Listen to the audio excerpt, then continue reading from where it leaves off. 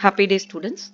I hope you have gone through our part 1 and part 2 video of staffing, where we have discussed about what is the staffing, what is mean by staffing, what are all the process of staffing, what is recruitment, what are all the methods of the recruitment. In continuation to that, today we are going to discuss about the final part of our topic, selection. Come, let's move into the topic. Selection, we all know that actually when the beginning of the chapter itself, when we discuss about this, we have said that it is a negative in nature, because from the people, those who are given a resume to our organization for a particular job, we have to collect everything. That is recruitment process. So it is a positive in nature that we collect all the resumes. In that resume, we will go through that who is suitable for our particular purpose, who is suitable for this nature of job. So we will select the right person at that time, and the next rest of the persons automatically we will reject those persons. Only the suitable person alone selected for the next level. So the selection process is the one which is screened for selecting the suitable person for the job. Okay, this is called selection. And you can see that in your screen there are so many process are appearing in the process of selection. Even though we said that a process of selection is choosing the right candidate. So how can the right candidate will be chosen easily? It is not a easy one. The right candidate has to be chosen by a, there are different methodologies to be followed. Likewise, we can say there are so many steps to be followed in the selection process, like screening, completion of the form, employment test, interview, investigation of their background, medical examination, then only the offering of the job is there. So let's discuss about one by one of this process of selection. The first one is preliminary screening. That is nothing. See, if we are given an advertisement for a person with a embroidery skill, it can be a qualification based one, or it can be an experienced based one, or you can get resumes from the freshers. So you will screen the what is the resumes forwarded by the candidates to you. It will be segregated at the low level, whether the person is with a experience in that embroidery, or the person is with having a qualification, that is any degrees or diplomas or any certificate course on that, or they have any designing courses. So everything will be segregated, and we will find out some unsuitable one, like a weed in the agriculture land. So whichever is not required, that is weeds, will be taken away, or we can reject those things that is happening in the preliminary screening process. The next one is selection test. After we identify the suitable candidates for the required job, then we can't simply go and appoint them. That we have to select them. Who is the best among the applicants? Okay, from that it can be taken as a oral interview or written test. So many things.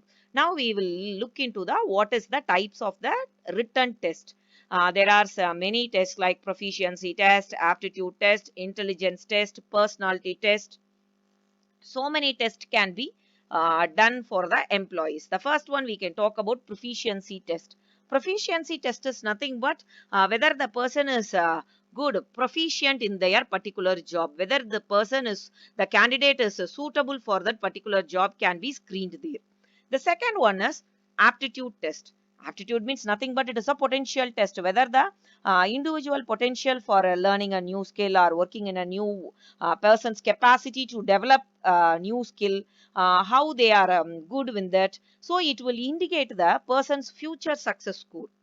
And intelligent test is nothing but we have to go with the that is finding out the IQ level, that is the mental abilities and capacities of the applicant. It is nothing but a psychological test. It is not suitable for all the sorts of jobs. There are some specific jobs which is required that the person should be have a good intelligent IQ level. The next one is personality test. It is designed to observe that how the job applicants react to the real life situation. For example, if you are selecting the candidate for a personal manager, where the personal manager has to be the bridge between employees and the management, how he will tackle from both sides. There may be sometimes pressure from the management, or there are some requirements from the employees to the management, how that particular person is tackling in that. Likewise, you people are learning case studies in every topics, right? Likewise, they will be given with some pseudo scenario, and they will measure that how that particular person is good in that. So this is called personality test. So this type of, there are so many different types of test also available. So from this we will judge the applicant suitability for the job. So we have to choose the right test to identify the right candidate. The next one is employee interview. It's a very common one.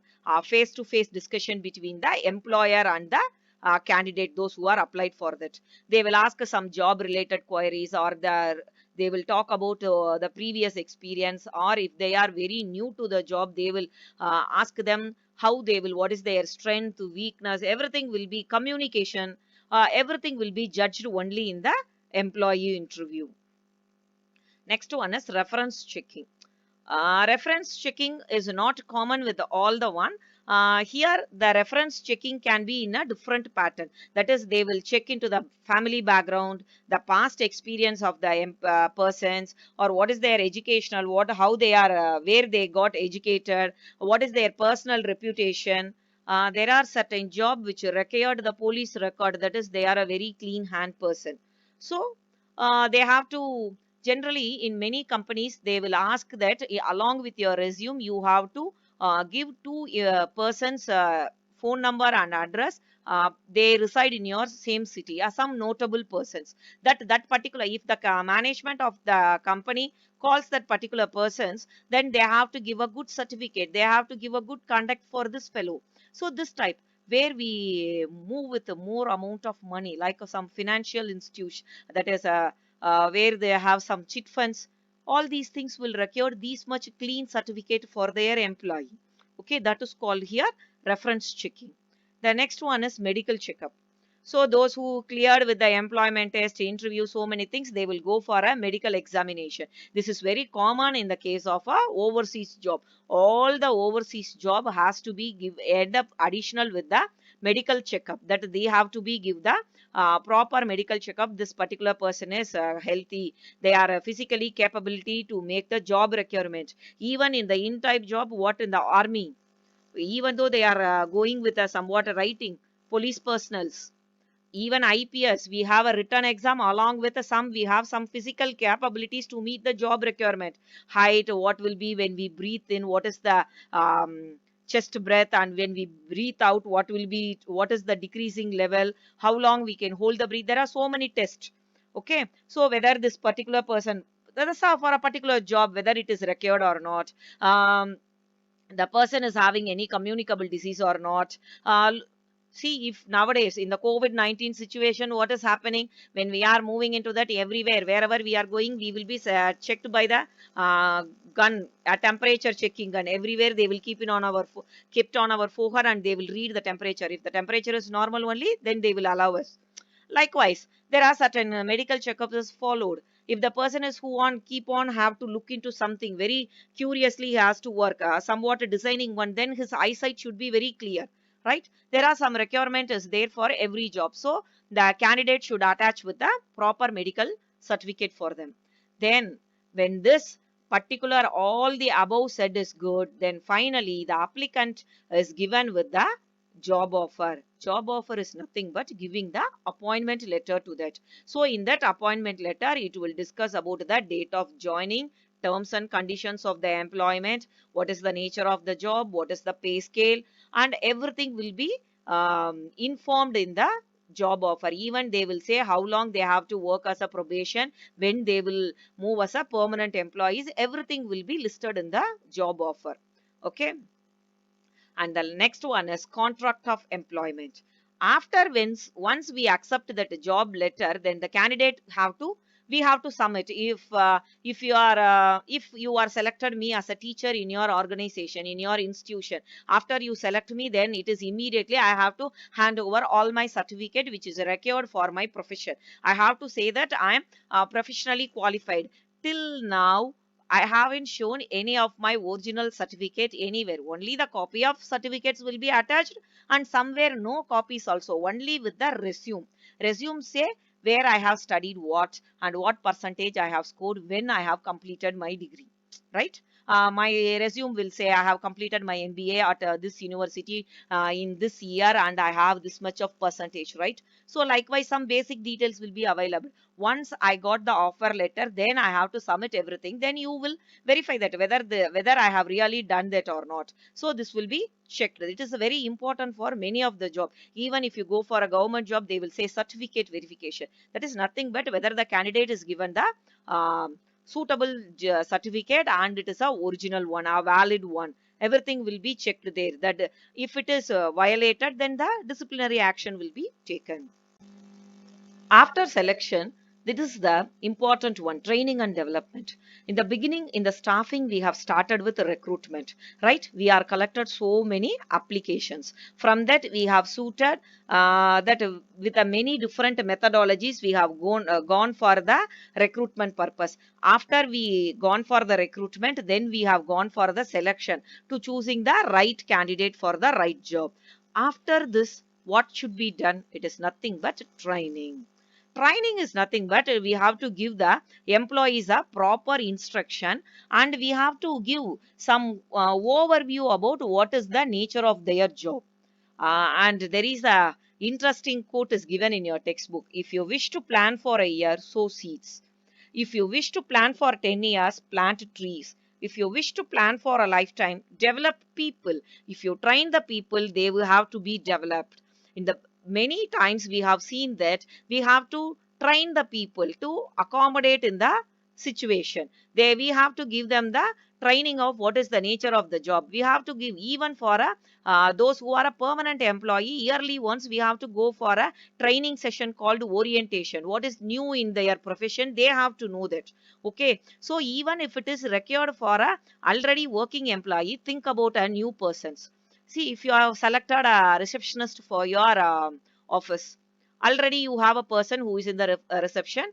He or she might be promoted to the other department, right? After that, that new person simply standing in the front desk, what is the nature of work is done by he or she, they don't know. So they have to be used to move with the old employee, that those who got promoted and moving to the next department, they will train them for at least a week what has to be done, what is their nature of job, how they have to react in the situations, what are all the things they have to do every time. So all this will be a training. What I'm talking is an informal training will be given by the same group of employees.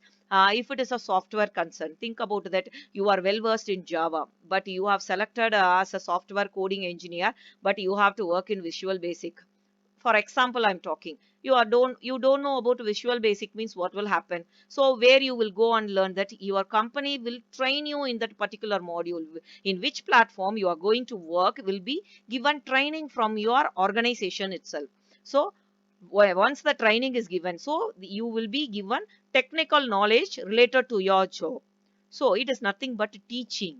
The training here is teaching, but the development refers the overall growth of the employee. See, training can be given in the initial level. At the end of the level, that is after a probation period is over, the candidate should be learned everything. They have to be practiced everything. They have to develop a good skill with them. What is required to fulfill that job, that skill has to be developed with them. It is a educational growth and maturity of the people. So it will be based on the attitude, adaptability, and how they are maintaining the human relations. So training and development is, we can say that training is educating the person, development is using that education, how that individual is growing. That is called development. Now in your screen, you are seeing that some differences listed out in training and development. Even in your textbook, they have listed out the difference, but only 2 or 3 points they have discussed. So I have given the different part, how we have differentiate between training and development based on definition, purpose, methods, initiative, and duration. Definition we know. Training is we are imparting the skill or we are developing the knowledge. What is development? It means growth of the employee in all aspects. What is the purpose of giving training? To maintain the job or to give improvement in the job. What is development? This is a competence, develop competence and skills for the future performance, not for the current situation. It has to go for the future performance also. And initiative, the boss takes the initiative for imparting training to the subordinate, and the development happens with the individual, not with the top official or a top management person. The development start with the individual, how they have to be initiate for the self growth and self development. And the training duration is organized for a very short time, that is maybe 2 to month time or 2 to 3 months time. But development is a long period of time. Every time I have to develop, because I have to develop my individual growth, right? It is a lifelong time taking a big process. Better you can take this screenshot and make a note in your notebook of the differences between training and development on based on some particular criteria. In the exam point of view, these are all some of the important parts you have to learn. The next one is, what is the beneficials of the training? Training have only advantage.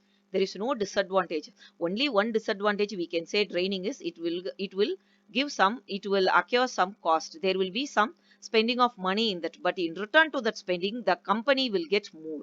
Here, the training benefits can be discussed on the two part. That is benefits for the firm, that is for the organization, and another one is benefits for the employee.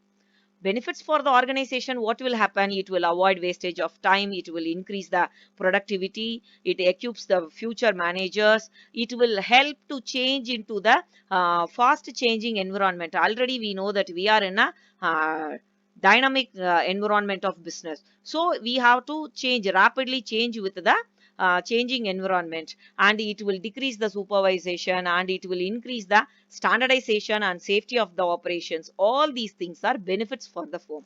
Whereas in the case of an employee, individually they can improve their skills, they can improve their knowledge, and they will do better. Once their performance is better, then automatically their earnings will be higher. And if it is any instrument handling, the zero accidents we can say. Otherwise it will, if we have a knowledge of operating that machines, then it is very easy for us to understand where the accident will happen, how to avoid that. So it will be less accident or zero accident, and it will increase the satisfaction and morale of the employees. So we can say that training is benefit to both organization and as well as to the employees. So we say that training is an important one. It will give benefits for both employer and employee. So what is the nature of types of training? There are two types of training. One is on the job training. Another one is off the job training. Let's discuss about both the things. On the job training. On the job training means, first one is apprenticeship program. That is, there will be a trainee chosen. He will be put under the master worker. That is, those who are experienced in the particular one, the new person appointed will be handed over to that experienced one. So the experienced person will teach them how to work in that. So it will be for a all type of a skill. It will be either from front office to operating a machine, or how to be work as a manager. Everywhere we can go with this apprenticeship program. So it is a uniform period of training is offered in the trainees. Both fast and slow learn can be happening here. They all will be placed together, and they will be given training with the those who are master in that one. And the second one is coaching. By the name itself, we can say that coaching means someone next to us. The teachers are doing first teaching, then they are coaching you. First I am teaching the lesson means I will make the concept clarity to you. So after clarifying the concepts, I will ask some questions to evaluate you whether have you understood that properly or not. If you made any mistake, then I will coach you to how to rectify your mistakes, right? So this is called coaching. Likewise, there are superior guides and instructors will be there. They will coach or counsel the other people, those who are joined as an apprenticeship program. They will guide them, they will rectify their errors, they will suggest them how to work better. So they will give a chance for the trainee to learn about the job natures.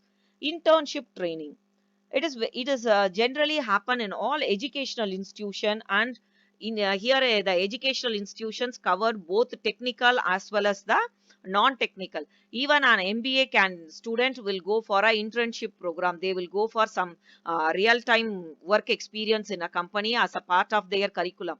Likewise, some of the engineering graduates will go for the industrial visit, IV.